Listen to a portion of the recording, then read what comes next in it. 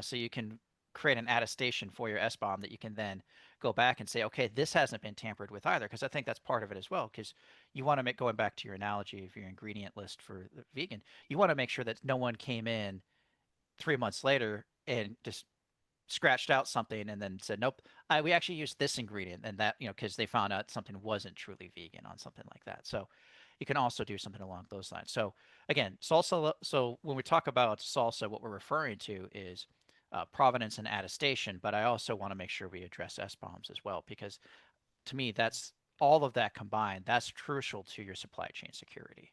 So salsa level one, this is, you have the provenance, that you're not attesting to it, but you just have the provenance. And that's really it. And you have automation in place to generate that provenance. You have automation to do your deployments, your builds, the whole 9 yards on that. And then we get up to salsa level two, which is, I'm just going to read it off the screen for you. It requires using version control and a hosted build server that generates authenticated provenance. And so really this is kind of that generating that kind of that attestation, to kind of prevent that tempering or anything along those lines. What's nice about that is I think a lot of people, they stay at salsa level 2 probably not too long, because it's super easy to get up to salsa level 3, which is now you're guaranteeing the auditability of the source and the integrity of the provenance respectively. So this is where you're verifying the attestation. I've been attesting to my provenance. My provenance again is basically my build instructions, is how it was built. It was in fact built.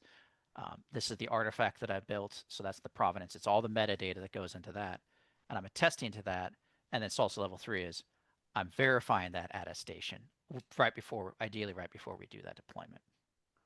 And this is to make sure that it's all still the same bundle of things that we originally put there, and no one's snuck on and changed it. This is a little bit like, I remember we were all starting to load JavaScript from CDNs, Yep.